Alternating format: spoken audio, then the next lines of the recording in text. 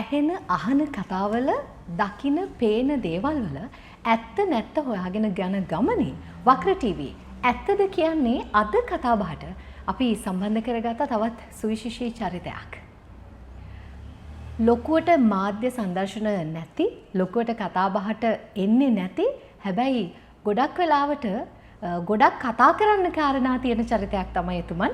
ශ්‍රී ලංකා නිදහස් පක්ෂයේ කැලණිය ආසන සංවිධායකතුමන් තිලක් වරාගොඩ මහත්මයාත් එක්ක තමයි අපි අද කතා කරන්නේ. අපි බලමු ඇත්තද කියන්නේ කියලා. අයිබෝන් ඔබතුමන්ට. අයිබෝන්. මේ ඇත්තද කියන්නේ කියලා කතාබහ පටන් ගන්නකොටම දැන් මේ වෙන දේවල් ඇත්තටමද වෙන්නේ කියලා පොඩි කුතුහලයක් තියෙනවා රටේ හැමෝටම. දැන් ගොඩක් දෙනෙක් කතා කරනවා මේ මද්‍රව්‍ය වැටලීම් වැඩි, එතකොට අල්ලගන්නවා මේවා මාධ්‍ය සංදර්ශනද, එතකොට මේ මද්‍රව්‍ය ජාවාරම් වලට සම්බන්ධ වෙලා විදේශයන්ගෙන් ඉඳලා ලංකාවට එන ඒ අල්ලගෙන ඉන්න සැකකරුවන්, ඒ වැරදිකරුවන් විදියට අරගෙන ඉන්න පිරිස ලංකාවට එන්නේ ට්‍රිප් එකක් ගියා වගේ හරි සන්තෝෂෙන් කියලා තමයි මිනිස්සු කියන්නේ. මිනිස්සු කතා වෙන කාරණාව. එතකොට මේ ගැන ඔබතුමාට තියෙනවා වෙනස් මාකල්පයක් නේද? ඔව්. ඒ කියන්නේ මේ රටේ අපේ රජය පිට රටවල් වලට ගිහිල්ලා ඒ රටවල් වල පොලිසියත් එක්ක සම්බන්ධ වෙලා අපිට රටෙන් හැඟවිලා ඉන්න අය මේ රටට අරන් එනකොට අපි බලාපොරොත්තු වෙච්ච ක්‍රමයක් නෙමෙයි එතන තියෙන්නේ. ඒ කියන්නේ මේ රටේ සාමාන්‍ය ජනතාව දැන් ගෙදරකින් හරි තනකින් හොරෙක්ව අරන් යනකොට, මංකොල්ලකාරයෙක්ව අරන් යනකොට පොලිසිය විසින් ඒගොල්ලන්ගේ තියෙන මූණුවල තියෙන බිය චකිතය නෙවෙයි මේගොල්ලන්ගේ තියෙන්නේ. මේගොල්ලෝ බොහොම හරි සැහැල්ලුවෙන් හිනාවෙන් අදාළ පොලිස් නිලධාරී හෝ හමුදාවේ නිලධාරීත් එක්ක හොඳ සහසම්බන්ධයෙන් කටයුතු කරමින් මේ රටට එනවා කියන එක තමයි පෙනෙන්න තියෙන්නේ. ඒක තමයි තියෙන ගැටලුව.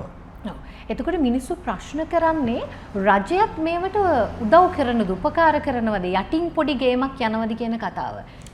එහෙම වෙන්න පුළුවන්. එහෙම වෙන්න පුළුවන්. පක්ෂය ඇතුලේ මොන වගේ අදහසක්ද මේ ගැන තියෙන්නේ? නෑ, පක්ෂය ඇතුලෙන් ඒක ඒ ගැන විශේෂයෙන් අදහසක් නැහැ. නමුත් ඒ වුණාට සමාජයේ කතාබහට ලක්වෙච්ච කාරණාවක්.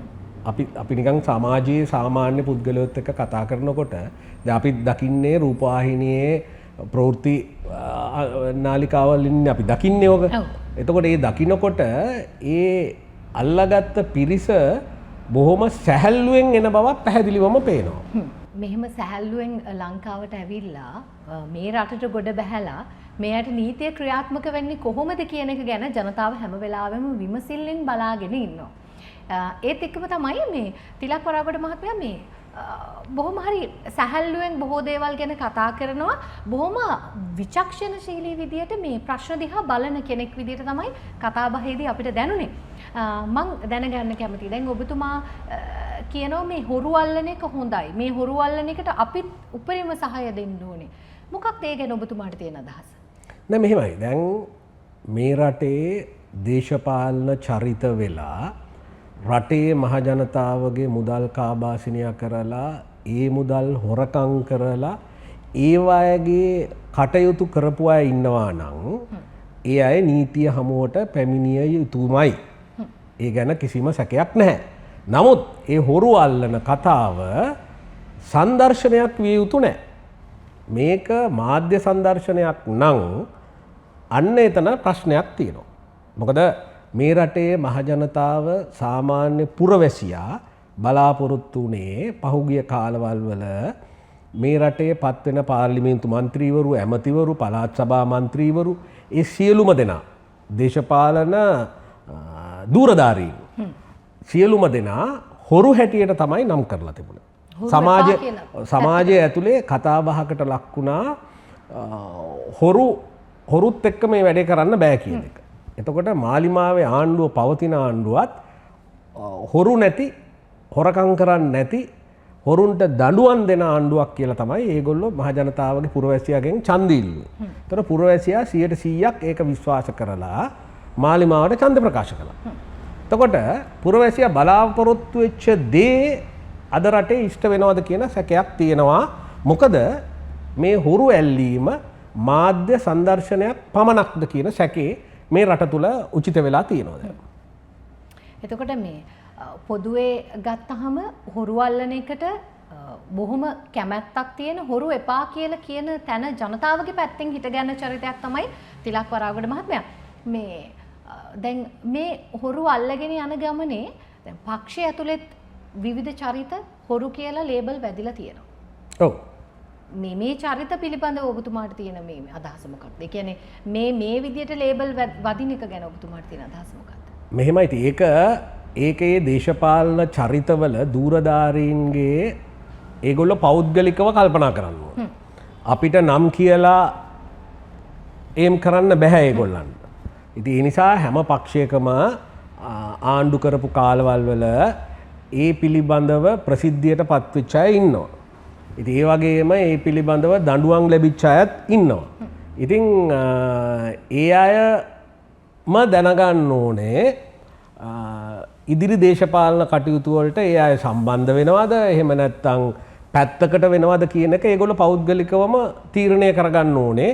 ඒක අපිට කෑ ගහලා කියන්න බෑ. ඉතින් ඒක ඇත්තටම ඉතින් කවුරුත් එක පක්ෂයක එහෙම නැත්නම් එක දේශපාලන මතවේදයක එක දේශපාලන මතයක අපි කටයුතු කරනකොට අපිට ප්‍රසිද්ධියක කියන්න බෑ.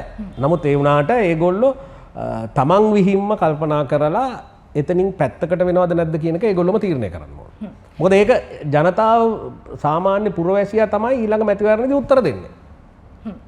කතරකින් උත්තරේ දෙනවා. කතරකින් උත්තරේ දෙනවා. ඔව් ඒත් එක්කමයි දැන් අර මේ පවතින රජය එක තැනකදී කියනවනේ මේ ඡන්දෙට එනකොට මේ කාලයක් තිස්සේ එක තැනකදී නෙමෙයි කාලයක් තිස්සේ වුන් පෞද්ගලික විශ්වවිද්‍යාල ගැන කතා කරා. එතකොට මේ රජයේ පාසල් තියෙද්දි Tamanගේ මේ දේශපාලන දුරදරන අය තමන්ගේ දරුවන් විදේශගත කරලා උන්ගේ අධ්‍යාපනය ලබා දෙන කාරණාව සම්බන්ධව කතා බහට ලක් කරා. මේ සම්බන්ධව ඔබතුමන්ට කාරණාවක් කතා කරන්න තියෙනවා. ඔව්. මෙහෙමයි. දැන් ඒක ගත්තාම ඒක ටිකක් දීර්ඝ මාතෘකාවක්. නමුත් පළවෙනිම චෝදනාව තමයි මේ රජයට තියෙන්නේ මේ රජය වමට සිග්නල් දාලා දකුණට හැරුවා වගේ වැඩක් නෙමෙයි දැන් කරලා තියෙන්නේ. මොකද මේ රටේ හොරු කියලා හංවඩු ගැහුවා. ඊළඟට හොරු අල්ලනවා ඒගොල්ලන්ට දඬුවම් දෙනවා කියලා කිව්වා. ඊළඟට පහුගිය කාලවල වල මාලිමාවේ උදවිය බලය ගන්න ඉස්සෙල්ලා මේ රටේ විශ්වවිද්‍යාල පද්ධතිය විනාශ කළා. මේ රටේ රජයේ විශ්වවිද්‍යාලවල ඉගෙන ගන්න උපාධි අපේක්ෂකවරු වැඩි හරියක් කාලය ගත කරේ මහපාරේ. ඒගොල්ලන්ගේ අරගලවල වල ඒගොල්ලන්ගේ අධ්‍යාපනය විනාශම කළා දැම්මා. ඊට පස්සේ ඒගොල්ලෝ කිව්ව ලොකු තර්කයක් තමයි පිටරටවල වල විශ්වවිද්‍යාල මේ රට තුලට ගේන්න අවශ්‍ය නැහැ කියලා. මොකද මේ පවතින රජවල් වල තිබුණා මොකද අපේ රටේ යම් කිසි පිරිසක් පිටරටවල් වල ඉගෙන ගන්නවා. ඒ Tamanට පුළුවන්කම තියෙනවා නම් දරුවන් ওই පිටරටවල් වලට යවලා උගන්වන්න ඒගොල්ලන්ට තියෙන ප්‍රජාතන්ත්‍රවාදී අයිතියක් ඒ අයට ඒක කරගන්න. එතකොට ඒගොල්ලන්ට ඉඩ දෙන්න ඕනේ. නමුත් මේ රටේ විදේශ විනිමය පිළිබඳව ලොකු ප්‍රශ්නයක් ඇති වෙලා තිබිච්ච කාලෙක ඒ වෙනුවෙන් විදේශ විනිමය වෙන් කරපුවාම විශාල අපරාධයක් මේ රටේ සාමාන්‍ය පුරවැසියාට. ඒ නිසා තමයි ඒකට පිළිතුරක් හැටියට පිටරට විශ්වවිද්‍යාල මේ රටේ ඇති කරන්නේ. එතකොට මේ රටේ ඇති කරපුවාම මේ රටෙන් එළියට යන විදේශ විනිමය සීමා වෙනවා. ඒ වගේම පිටරට දරුවෝ මේ රටට ඇවිල්ලා ඉගෙන ගන්න ගත්තාම විදේශ විනිමය මේ රටට ගලාගෙන එනවා. ඉතින් ඒක ඇත්තටම ආර්ථික වශයෙන් ලොකු ලාභදායී වැඩක්. නමුත් ඒකට මේ මාලිමාවේ කට්ටිය සම්පූර්ණයෙන්ම විරුද්ධ වුණා. සම්පූර්ණයෙන්ම විරුද්ධ වුණා. විරුද්ධ වෙලා පිටරට විශ්වවිද්‍යාල වලට උපාධි කඩ හොර කඩ කියා දැඟලුවා. දැන් යස අගේට ඒගොල්ලන්ගේ මේ මැති ඇමතිවරුන්ගේ දරුවෝ හොඳ පෞද්ගලික පාසල් වල එතකොට පෞද්ගලික විශ්වවිද්‍යාල වල හොඳට ඉගෙනුම ලබනවා. මම දැක්කා මේ ඊයේ පෙරේදා පෝස්ට් එකක් ආවා කවුද අර ඇමතිවරයෙක් කියන සුනිල් වටගල. සුනිල් වටගල ඇමතුමාගේ දරුවෙක්ගේ උපාධි ප්‍රදානෝත්සවයට ගිහිල්ලා එතුමා බොහොම උජාරුවෙන් පින්තූර දානවා. ඉතින් ඒක හරි. එතුමාගේ පැත්තෙන් ඒක සාධාරණයි.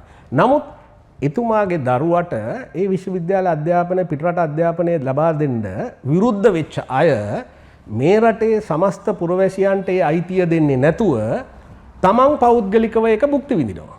ඒතර ඒක විශාල වරදක් නෙවෙයිද? එතකොට මේ ඊයේ පෙරේදා මම දන්නවා වසන්ත සමරසිංහ මහත්තයාගේ පුතා උසස් පෙළ අධ්‍යාපනය ලබන්න පෞද්ගලික පාසලකට ඇතුල් කළා. තොර පෞද්ගලික පාසලකට ඇතුල් කරලා ලක්ෂ ගණන් ඒ වෙනුවෙන් වියදම් කරන්නේ කොහොමද? මේගොල්ලෝ කිව්වේ ඒගොල්ලන්ට වියදම් කරන්න සල්ලි නෑ. ගියපුවාම ඒ රැස්වීම් වල ඉන්න අය මේ රටේ සාමාන්‍ය පුරවැසියෝ ඒගොල්ලන්ට උදව් කරනවා, සල්ලි දෙනවා, පෙට්‍රල් දෙනවා, කෙසෙල් කනක් කපලා දානවා, හාල් ටික දෙනවා, ඒගොල්ලන්ට අඳින්න ඇඳුම් දෙනවා. තව කවුරු හරි කියලා තිබ්බා මොකද්ද මේ යට ඇඳුමේ හිල් තියනවා, ඒ වගේ යට ඇඳුම් ඒගොල්ලෝ අඳින්නේ කියලා. ඉතින් ඒ වගේ මිනිස්සුන්ව රවට්ටලා දැන් වසන්ත සමරසිංහ ඇමතිවරයා එයාගේ පුතාව මේ ඊයේ පෙරේද ගිහිල්ලා ලක්ෂ ගාණක් ගෙවලා උසස් පෙළ ඉගෙන ගන්න මේ කිරළපනේ පෞද්ගලික ඉස්කෝලකට විද්‍යාලයකට ඇතුළත් කරලා. ඉතින් ඒක අන්න ඒව තමයි වැරදි. අන්න ඒක තමයි මම කියන්නේ මේ ආණ්ඩුව වමට සිග්නල් දාලා ජනතාව අන්දලා දැන් දකුණට හරවලා තියෙන්නේ. ඉතින් ඒ නිසා ඒක පැහැදිලි එතන. ජනතාවට අදහසක් ගන්න පුළුවන් මේ ඇත්තද කියන්නේ කියන කාරණාව හිතලා බැලුවොතින් රටේ ඇතුලේ වෙන්නේ කියපු දේවල්මද කියලා හිතලා බැලුවොතින් අද ඇත්තද කියන්න අපේ කතාව හටිකතුනේ ශ්‍රී ලංකා නිදහස් පක්ෂ කැලණිය ආසන සංවිධායකතුමන් තිලක් වරාගොඩ මහත්මයා මෙතුමන් කිව්ව කතාව ඇත්තද කියලා ඔබට පුළුවන් කමෙන්ට් එකක් තියන්න.